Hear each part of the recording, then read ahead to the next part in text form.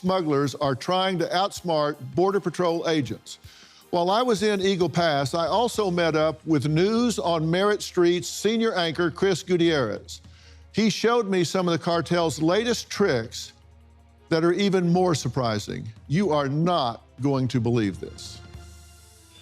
How you doing, boss? What's up, man? Doing well. How's Good it to see going? you. I'm Good to doing see awesome. you. Thank you, sir. Fancy meeting here. That's right. What a place, huh? Yeah, man. What have you been up to? So, a lot.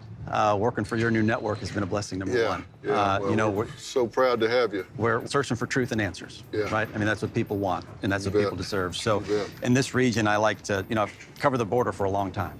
And the Border Patrol agents, I like to think of it as they play a Texas-sized game of hide and seek.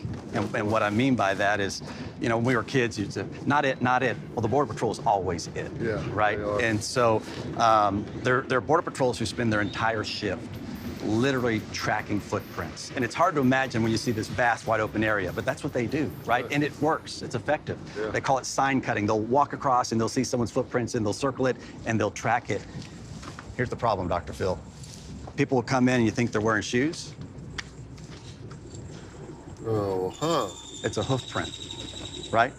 So they're always trying to disguise their footprints to keep the Border Patrol, to keep DPS off the mark. So if I show you here, I'll just kneel down here and give you kind of an example. So if I walk across and I got my cowboy boot, right? My cowboy boot's gonna leave a little impression here that they can track and see. But if I've got this and I come across and I step like that, look at that. It's a hoof print. You see that? Here's another thing they're doing, Dr. Phil. These smugglers are smart. They're always trying to stay one step ahead. They'll put carpet on the bottom of their shoes. They'll put sponges on the bottoms of their shoes because they're always trying to stay undetected and one step ahead of one. So these are the gotaways that are wearing these things and the smugglers. That's right. Because when you're walking across the desert and you got something like this, can you see that? No, not a thing. That's it. Not a thing. That's it. You know, they got 1,100 miles of river to cover. Yeah. And they're using that kind of camouflage in dirt like this, which is everywhere. I was asking them earlier about the children, and I asked them straight up, are our tax dollars becoming a link in a chain to trafficking children?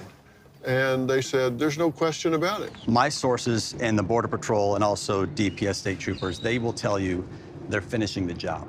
And what they mean by that is first line of defense, Border Patrol or state troopers, they will catch the folks. They're not even hiding sometimes, right? They'll come in, they're being told by the smugglers, when you get across that river, look for the agent in the green shirt and say, here I am, right? At that point, they take them to the Border Patrol Processing Center and they process them, right? At that point, they're handed off to HHS, Health and Human Services, another federal government agency, and they do their best to try and locate a family member who's already in the United States. Here's the problem.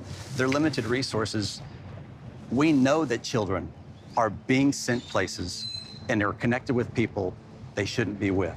Why do we know that? Because according to a whistleblower, 85,000 children are unaccounted for right now. Think about this. I'm told that there are kids under a certain age, they don't fingerprint them, they don't take their pictures, but they'll call the number they've got written on their sleeve or the number that they've got written on their T-shirt. They'll call that number, they'll connect them with that person, whether they think it's a parent or a guardian or a friend or whatever, and then they're out. That's it. That's the system. And so it's a big problem. It's a sad state of affairs, but I think they've certainly slowed the flow here. Right. With what Governor Abbott's done. Think of the analogy of using a pipe, right? If we think our entire border is one big pipe, you plug that hole, the water's got to go somewhere else. Eventually, it'll start leaking elsewhere. Arizona, California, you name it. It's working right here, right now. The problem on top of that, how do you know who's coming over here to do jobs that most of us don't want versus the folks who come over here and are part of criminal intent? Yeah. I certainly support immigration, but it's got to have some control. Right. This is very interesting. Pretty low tech, but pretty damn effective, it would seem to me. It's working. Yeah. Chris, thanks for telling us about this. You got it.